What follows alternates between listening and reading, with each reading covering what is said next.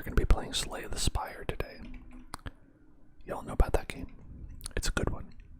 It's a lot of fun, and I hope you'll enjoy it. But the goal of this is to pick one of these 4 classes, and then you can build a deck as you go up the Spire, and you're going to go through different floors. You're going to go up different floors as you're playing, and it's going to get harder and harder as you get up to the top. And if you die, you have to start the whole thing over. And it's all about making your deck better as you go along, and eventually getting something that's good enough to be able to get to the end. But I want to start with the newest class that they added, which is the Watcher. And with this one is kind of a stance-based class, right? So you're going to have a stance, different stances that you can be in, right? And one stance you deal and take double damage. So it's very good for risk and reward, right? But you can easily die. And they have a different form where you can just rest and you can be more defensive, and it prepares you to go into that form. So it's like you kind of have to manage those stances. So it's an interesting sort of different class, and I like that they have these classes because each time you pick different class, it really feels very different when you're going through. Now, so let's go in and let's do that. Let's play a game of Slay the Spire with the Watcher. And here we go. And so as we get started, to give you a brief overview, this is our friend Niao the whale. And they have called us here to this tower, and they want us to rise up above and climb the tower, defeat the monsters, and then defeat the big bad boss at the top, right? And they will give us a number of powers in order to be able to do that. Up here, we have our HP. Now this stays, this value does not refresh after each battle. You have this one stash to work with, and when it runs out, you die. And then you have a money pouch with some money in it. Money pouch. And that allows you to buy different cards, different artifacts, different potions, anything you like. And so that's good to accrue. That helps you just as you go along, and that is per run, right? It's not an overall thing. You lose everything. You start with this each time. Each time you start, it's the same. You start from the same place, and then you get a couple of potions, which are one-time use, that will provide you with some sort of benefit that you can use. And they're single use, and then they go away. And the 2 here is the Ascension mode, because, like I said, we're playing it on a harder difficulty than the normal one. So this is hard enough that I will probably get my ass kicked, because people love it, people love that. And as you can see, here's our deck. Here's our starting deck that we have. The way the game works is that each turn you will get 5 cards out of this, and right now we have 10 cards, so you'll get kind of half of your deck each turn. Eventually you'll get more cards, and so you'll be able to, it'll become more like an actual deck. Right now we just have a pretty basic strike, defend, and these 2, which are the stances that I was talking about. This one enters Wrath, which allows you to deal and take double damage. And this one gives you Block, which is defense for 1 turn.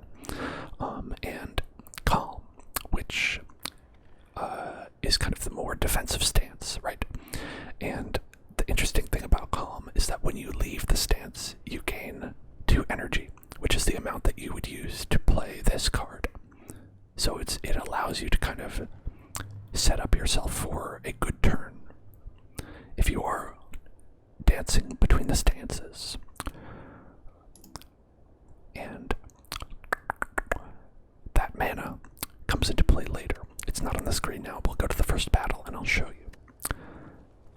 But it is very important. It's like you use 1 for each card. If you're familiar with these kinds of card games that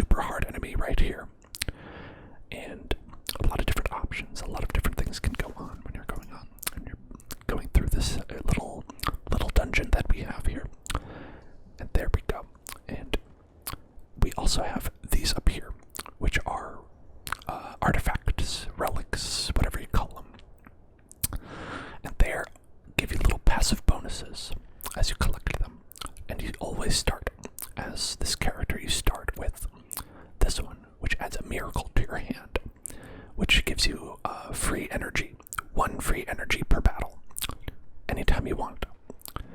And we'll see that later. Now, let's talk to Niao. And we have a couple options here. A couple of different options that we can pick. The first two, it's just a free bonus, right? You can just get a free bonus. And the second two require a sacrifice, right? They require a sacrifice. And now, what this will do, transform a card. We'll take a card of our choice, and we'll turn it into a random other card. And that can be good because, the starting cards are not always the cards you want. Usually, they're never the cards you want. If you only have the starting cards, you will lose. I don't believe there's any way to beat the game with the starting cards. And max HP, it's always useful. Gets more hit points. This character actually starts with, I believe, the lowest amount of all the characters. I think that maybe the second character, the rogue, is lower, but I'm not sure. I'm not quite sure. And then we have right here, lose 7 max HP, so the opposite. But you'll get to transform 2 cards, right? So it's a little bit risky, but you get a reward. Risky reward. That's the theme of a lot of these types of roguelikes. And the most risky one, I think right here, is to lose your starting relic and get a random boss relic. Now, boss relics are quite good sometimes. Sometimes they're quite good, sometimes they're quite good with a drawback. And you have to lose this, which is not a key benefit. It's not as if you don't have this, you'll lose. But it can really swing the battle if you get a good boss relic, and it can really cut you off really early if you get a bad one. And what we're gonna do is we're gonna swing for the fences. We're gonna just try to get that random boss relic and see what we get. Let's see what we get.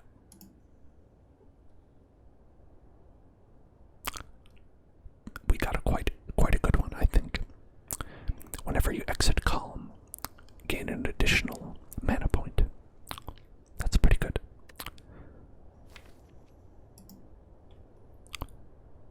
Right there.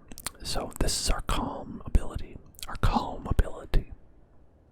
I like to call this the Hell Zone card, where we enter calm state when we are just hanging out and playing a card game. And right here, this is our wrath state. So when you're in the calm state and you exit the calm state, you get 2, but this makes it so we get 3. So it allows you to do this to enter the wrath state +1, and then you could do more things, like you could strike for 12 damage, right? It's pretty useful. It's pretty useful, I think. So that'll be a good benefit. And there we have it. We're being told about the risk and the reward. Very nice. And so there's my long explanation about all the things that we can do in this game. All the things we can do. And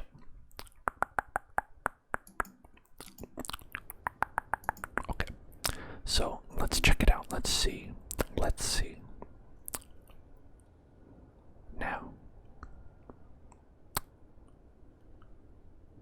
we have a number of elites. As I was saying, with the risk and the reward.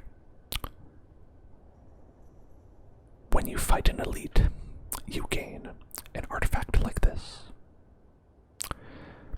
Relic, artifact, I don't know. They call them different things in different games.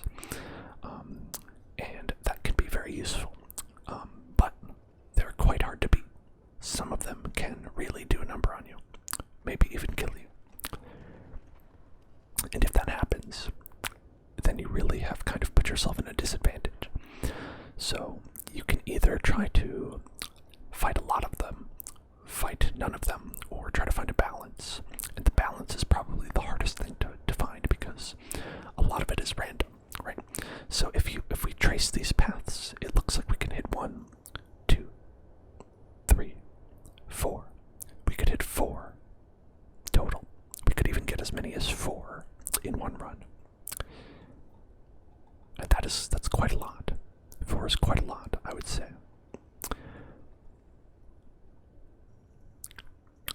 I don't know if we should do that, but I'd like to give us the option. So let's try and go on that path. And I also like the question marks. The question marks are fun because, I don't know, you never know what you're going to see. I like to, when you're early on, that's the best time to experiment, right? Just see what you can see. Now this first battle is always quite interesting.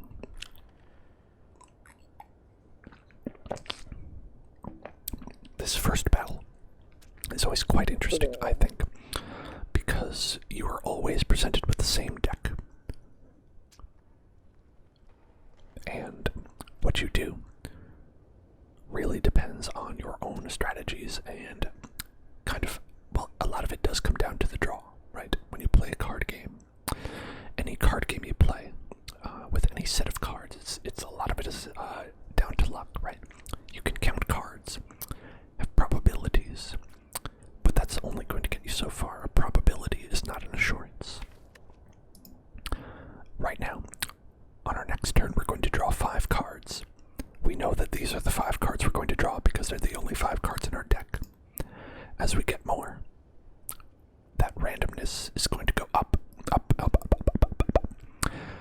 And it's about trying to get, believing in the heart of the cards, you know, trying to get things to go the way you want them to. So, as you can see, this is our discard pile.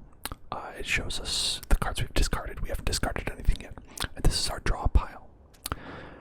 And unlike a lot of games, you actually discard your entire hand when the turn is done. So we're going to be putting everything into the discard pile. And once you've drawn all of your cards, the discard pile will go back into the deck and will cycle through. So you don't have to worry about running out of cards. But as you can see, we have 3 energy. We have 3 energy. That means we can do up to 3 things right now. And so it's about, right now, mitigating the amount of damage we're going to take and trying to deal damage to our friends here, the spike and acid slimes. And so what we're going to do, the thing that we're going to do is think about whether we want to enter Wrath. So to start off with, Wrath is going to make us deal and take double damage. So this 6 and this 8, we know we're going to take that amount. We're going to take 6 and we're going to take 8 damage. If we play this card, this will change to 12 and this will change to 16. And suddenly we'll be taking quite a bit of damage. 12 and 16. There's a lot of math in this. So that's going to be 28 damage. And if you look at that, that's a third of our life. The life that we have for this entire game. Quite difficult indeed. Quite difficult indeed. So I would say that this is not a great idea unless we can really, really mitigate that damage. And of course, we would have the ability to do this, and then we could do this, and that would be our turn. It's quite a lot. We would still take. That would end up being 9 and 12 damage. 21 total. We would be able to kill this slime, and we would still take 16 damage from the acid slime. And so, that's probably not our best idea. That's probably not our best option, because right now, we're only going to be taking 14. What we can do, the thing we can do, is we can block. Block will prevent damage until the next turn, up to 5. It only lasts for the 1 turn. But here we go. I think that blocking would probably be helpful. That'll mitigate what we're going to be taking. We can take only 4 damage, and then we can perhaps set up for a better turn next time. Now, you'll see that you can always see the enemy's intents in this game, which is something that I really like. This one is just attacking for 6. This one is just attacking for 8, but also will inflict a negative effect upon us. And so that's something I've got to watch out for. What's going to be?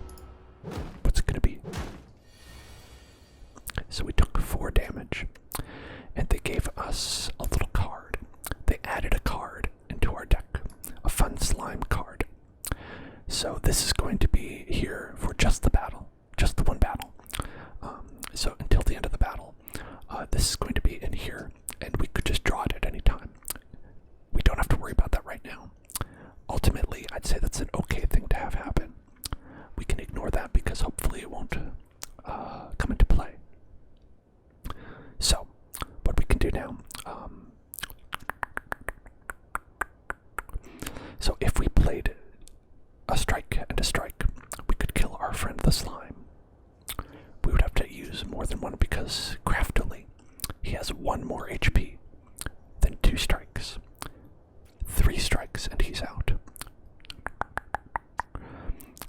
So we have the option of doing 2 strikes, doing this, and we'll take 3 damage. We can use this card and enter calm, the calm state, and that will give us 8 block. And then we could do 5 block, and then we would end up taking 13 damage. Well, we would block for 13, sorry. And then we would take 1 damage. 1 damage. And we would not be... Either way, they'd both be alive. But in this way, we'd be in calm state. And I think that could be pretty helpful. So let's try that. That's what I'm going to do. And I know I'm explaining a lot as we start out. But I am assuming that anybody watching does not know a lot about this game. It's been out for a while, and it's quite popular. I like it. But I want to cover the bases, so we can all be on the same page. So, now we have... I would say this is a good draw that we got, because we can enter the eruption state. We can enter the eruption state.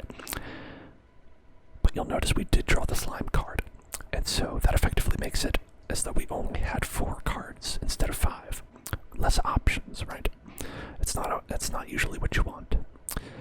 Now you can always play this card and exhaust it, and that's an ability that, as you can see, removes it from your deck until the end of combat.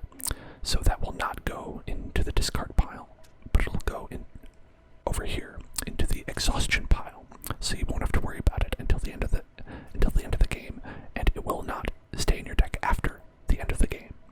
So you're okay. What we're going to do is we're going to enter Wrath, where we will deal and take double damage. So the reason we're going to do that is because when we do, you see we have 3 here. This will cost 2. Yes, this will cost 2. But when we exit, we'll gain an additional mana point. So we'll actually gain 1. We'll gain a mana point by doing this, because by entering Wrath, we will leave Calm. There we go. Now we have 4. We have 4 mana points. 4 mana points, and that's pretty exciting. Now we are in a state where we would deal and take double damage, but as you can see, they're not attacking this turn. We're safe. We're totally safe. We're safe. You're safe. You're safe. It's okay. You're safe. You're not going to get hurt by the slime. So what we can do is we can deal 12 damage. Got him. And then we have 3 left.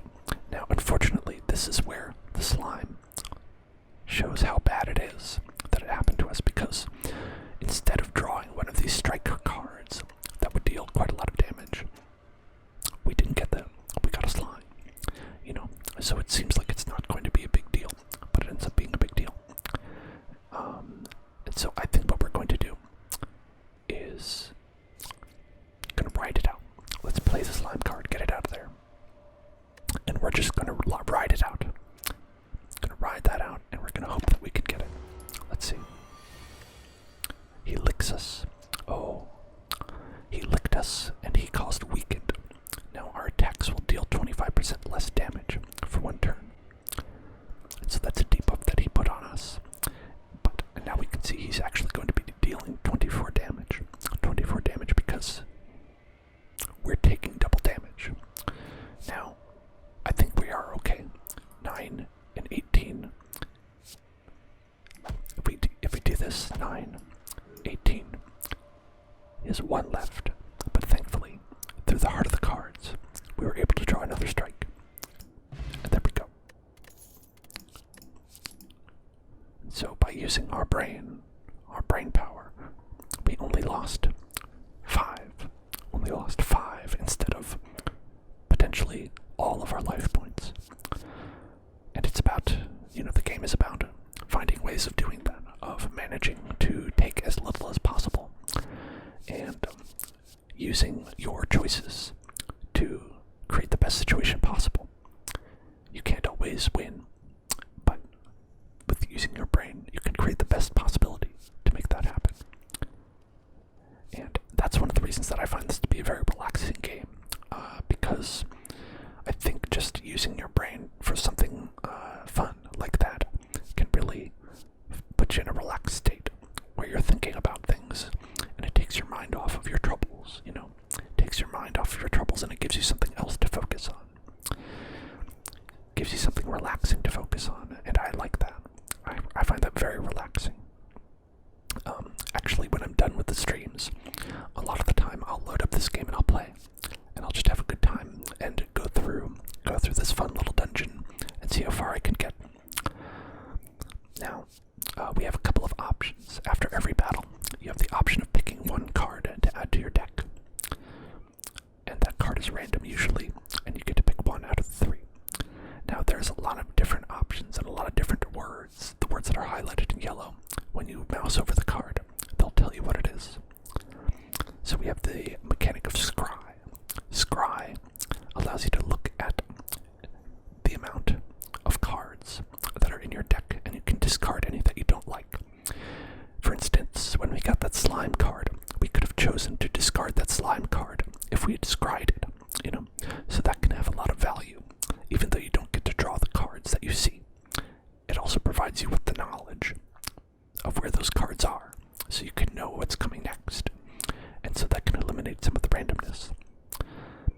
And this one is deal 4 damage whenever you change stances. Return this card from the discard pile to your hand.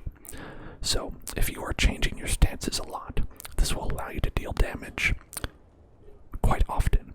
Because let's say you're in calm stance. You're in calm stance and you change to the wrath stance. You'll get the card back. Then you can play it. And then if you go to the calm stance, you get the card back. It has a lot of value that way. And as you can see, it costs 0. It's free. So that has a lot of value in that sense too. Where it's just added damage. That can be very helpful. And this one, prostrate. A lot of people, you gotta worry about prostrate cancer when you get older.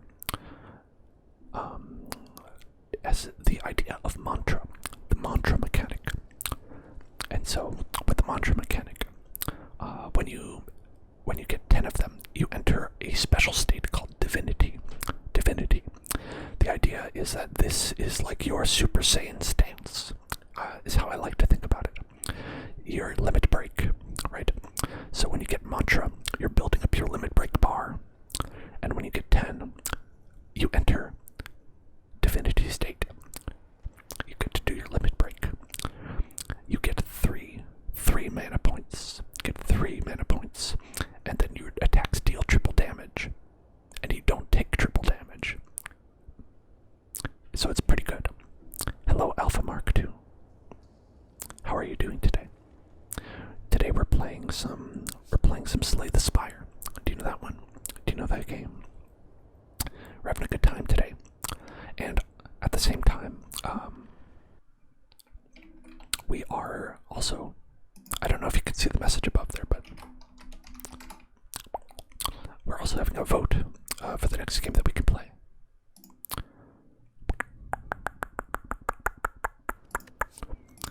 And so that's quite fun. So I was thinking, we beat Dark Souls. Let's find a new game to play. And we're playing this as a little bit of a fun break, I think. A fun break in between. And so, or if you like this, we could play more. But anyway, it is pretty cool. It's a deck builder. It's a deck building card game. I play it to relax a lot myself. And I'm just going through and I'm explaining it, and I'm trying to go through quite slowly so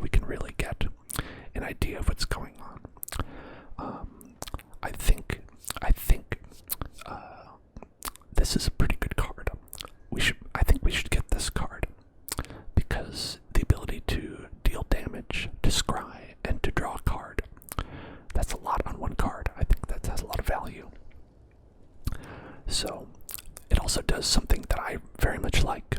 I'm a big fan of cycling in card games, where you play a card, and that card allows you to draw more cards. The Pot of Greed. The Pot of Greed. It allows me to draw a card. Draw 2 cards. Okay, so now we have the choice of where to go. I'm gonna go to the question mark, and we're gonna see what happens. It's gonna be a random event. Could be anything. As you walk into the room, you hear a gurgling and the grinding of metals. Before you is a slime-like creature that ate too much scrap for its own good. From the center of the creature, you see glints of strained light, perhaps something magical. It looks like you can get some treasure if you just reach inside its opening. However, the acid and sharp objects may hurt. So now we have to reach inside, or we can bail out. Now, I think finding a relic, that would be these items up here. That would be a pretty good benefit. We will lose some HP, but we have 25% chance. Didn't happen. But what's this? We have the option of losing more HP with a 35% chance to get the relic. I think so. Nope, we didn't get it. But now, we have the option to lose more HP and get the relic. What do you think? I said we get it. Glory GT, you're feeling the pain. You feel the pain. But now we have the option to lose more HP and maybe get it. Let's see. And now we have the option to lose more HP and maybe get it. But look, it's a higher chance. I think it's fun. Because honestly, you get that feeling like where you can just click the button over and over again. You can just click the button, and before you know it, we're at half health. But now, look at this. Whenever you would lose HP, lose one less. Value right there. We'll get all that HP back. It's so good. It's going to be so worth it. I think we're not gambling with money here. This ain't a gotcha game. It's all for fun. Ooh, and now we have the option to lose more HP. We could lose more HP and upgrade cards. What do you think of that? I think maybe not. I don't know. What do you think? Should we do it? We're pretty low. Actually, we're actually pretty low. I think we're actually fairly low. For how difficult this is, I'm playing on a pretty hard difficulty. And we're gonna fight a boss after this too. Oh no. Okay. I'm gonna say no. Sorry, Mr. Light. Sorry, shimmering mass of light. I'm going to have to pass you by. You walk around it, wondering what could have been. That's it's a chilling statement. It makes you think about all the regrets that you have in life. They really drive it home. They drive that stake right in there. Oh, we found a merchant.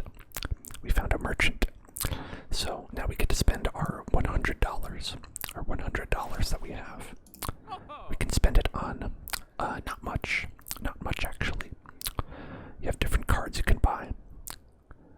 You have different artifacts, potions, or cards. You could remove a card as well. And so they have one that's on sale. A lot of the time, that means, if it's something that would be okay, it's kind of worth it to get it. And they have different types of cards that you can get too. These ones there's attacks, there are skills. Attacks deal damage, skills usually, they do a lot of different things. That's kind of everything else. And you have 2 different skills here that are gray. because these are class agnostic. These can appear for any character, whereas these are all for our friend, all for our watcher friend. And this one is special. It's a power card. A power card stays active for the entire battle once you play it. So once you play it, then you're always going to have this active. Now, I don't know if I'll get this one because A, it costs most of my money, and B, you lose 1 mana per turn, and that's going to hurt in the long run.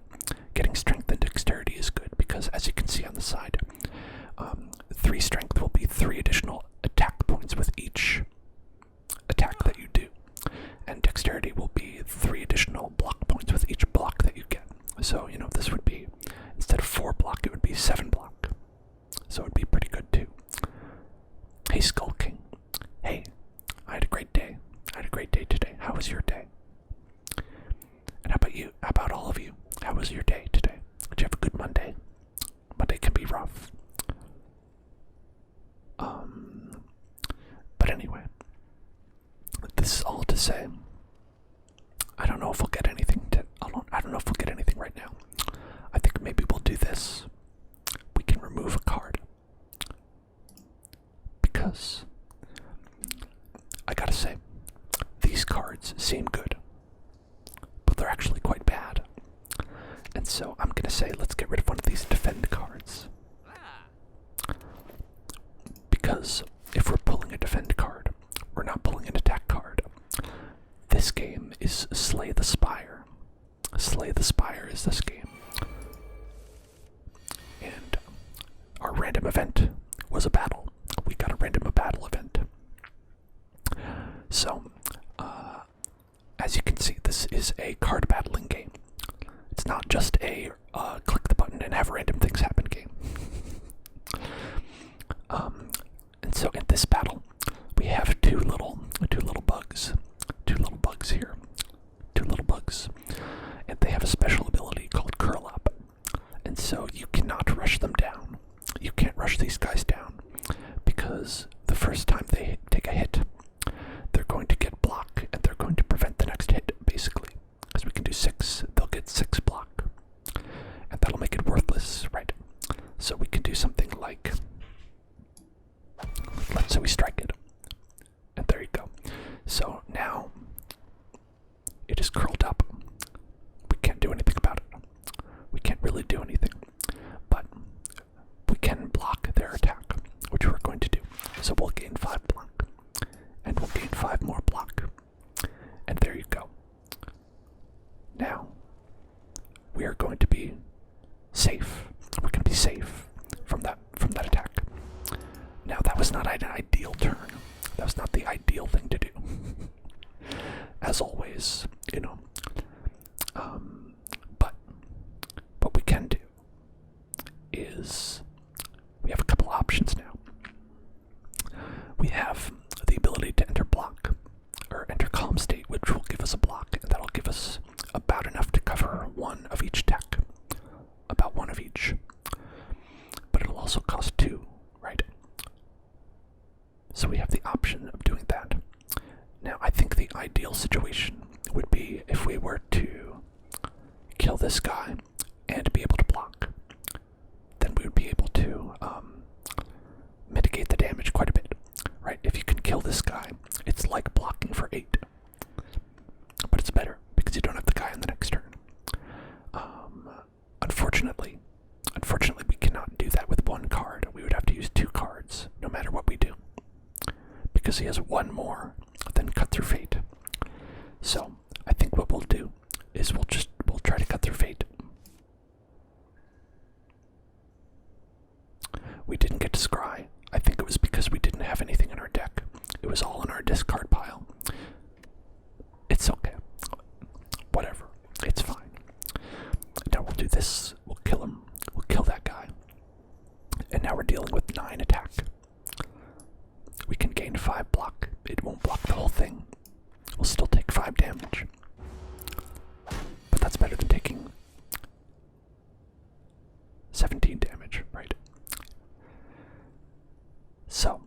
now we have some options as well. Again, he's going to block. He's going to block. And so that'll make it a little bit more difficult for us to get him, right? Now, the Wrath state, if you came in later, like Skull King and some folks, Wrath allows you to deal and take double damage. So we'll enter the state of Wrath. And it's quite risky, right? If he attacks us, we will take double the amount of damage that we took. Instead of taking 5, we would have taken 10. But the benefit is now these strikes deal 12 damage instead of 6. And so we're good. So we're good. We went right through the block. Went right through the block and got him.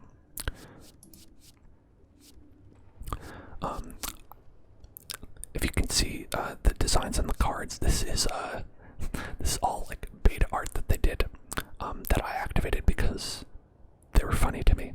Like Swivel is on like a rotating chair. I don't know. It's funny. I like it. And so now we have the options of gaining 5 mantra. Casting this twice will allow you to enter divinity. It's quite expensive though. Swivel, gaining block, and then the next attack you play costs 0. That can be good if you want to have a hard swing on the next turn, perhaps. And dealing 15 damage and drawing 2 cards. That can be quite good too. So, I'd say the options are probably this one or this one is what we would want, right? Now, the question is whether we'd rather gain 8 block or deal 15 damage. 15 damage could be quite good. If we are in our Wrath state, that's going to be 30 damage. That would probably make it quite useful, right? That's our highest damage that we have, actually. So I might pick that on that alone, because that seems quite useful. Could really get some good damage per card, right? So I think we're going to go with that. The wheel kick. And the card is depicting our friend kicking a Price is Right sort of wheel. I like that. I like that. That's pretty fun. That's pretty fun. And now we're in it. We're in it because we've got an elite boss, an elite combat. And so this could go quite badly for us. This could go quite badly. It's a Lagavulin. This is a fun little enemy. It's just a little sleepy guy.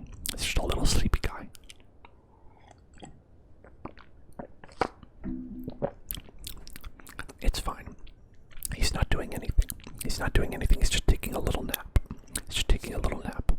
So let's relax. Let's take the time to relax. We're just going to enter our calm state. And we're just going to end the turn.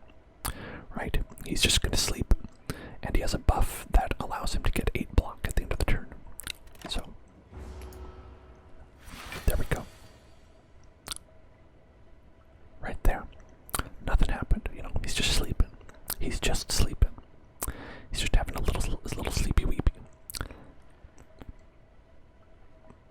Now, what if we were to do this? What if we were to go? Uh-oh. I woke him up. Now he's mad. But it's okay. We have a free turn on him because we woke him up before he woke up on his own. So if we waited, I believe 2 more turns, he would have woken up on his own, and then he would have he would just get ready to attack on his own. But we're avoiding that. We have the ability to deal, because we got that card. This is the card we just picked. 30 damage. Pretty good. That's more than even if you were to combine these two, right? This would be 24, and this is 30. That's more. Math says that's more. And now, we have the options of doing our cut through fate to scry and draw. We have the option of, well, that's not a lot of good options, but we could also enter the calm state. And we could try to prevent ourselves from taking a lot of damage later. Now, there's there's a good argument for doing that, because it looks like next turn we won't draw anything to get us out of the wrath state, because by being in this state, we're going to take double damage, and this guy hits pretty hard on his own. So even though we could get a lot of damage in, even though we could do a lot more, it's probably a good idea to pick up this card and use it, because that's going to really prevent us from taking a lot. I think we'll see next turn that was the right move. I think so. As you can see, he's attacking for 18. He would have attacked for, let's see, what is that? 36? Is that 36? I think so. So we would have had to deal about our entire health bar worth of damage in block in order to prevent that damage. So I'm quite glad that we chose that option. And I think probably what we should do is we should probably block, because this is a big hit. It's a big hit. We'll still take 8, but we don't have any, that's our only option, right? But of course, because we have this, we'll take 7. We'll take 7 damage. It's a lot better than 32. 7's a lot better than 32. Now, another thing with this guy is you don't want to be in battle with him for too long, because he can really mess you up over time, and we'll see that in a little bit. So we'll try to rush.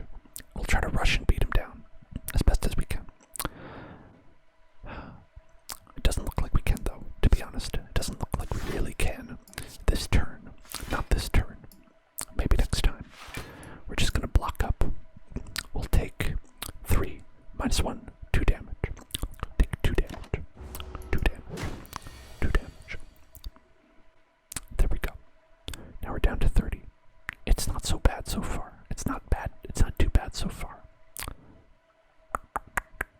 We have a couple options because he's not attacking. But he is going to do a very powerful negative effect. And I'll tell you, because I know this, the effect that he's going to do will take our strength and our dexterity down 1 each. That means all of our attacks will deal 1 less damage, and will be all of our cards that do block. All of our cards that do block will block for 1 less damage as well. So really, we would be eventually, we would do 0 damage. I've gotten into situations where I've done 0 damage and I just haven't been able to beat him if you're too defensive.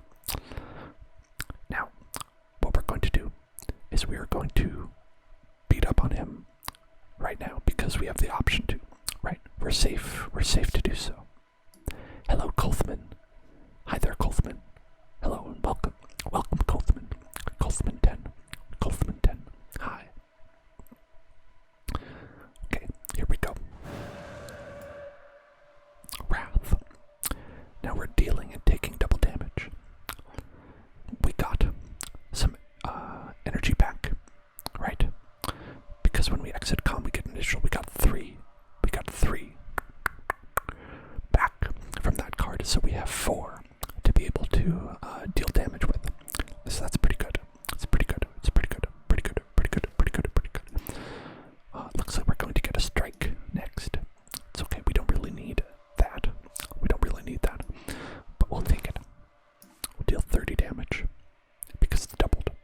That's a big chunk. If we had another one of those, we could probably beat him next turn. I don't think we can beat him this turn, though. This is going to be more damage than we would have before. This is more damage than we would have.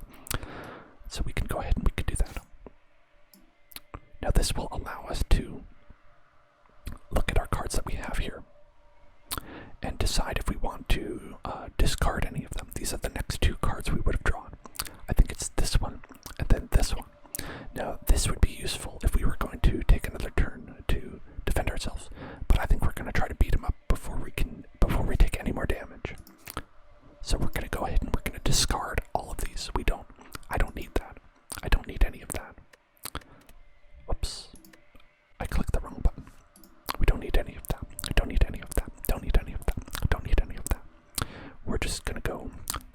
as they say. Balls to the walls. And then we're gonna end the turn. And as you can see, we are dealing and blocking for one less because of that debuff that he applied. And we would take 36 damage, which would kill us. We would die. We could easily have died this turn, but because we put our balls against the walls, we can put him to bed. We can put the Lagavulin to bed to rest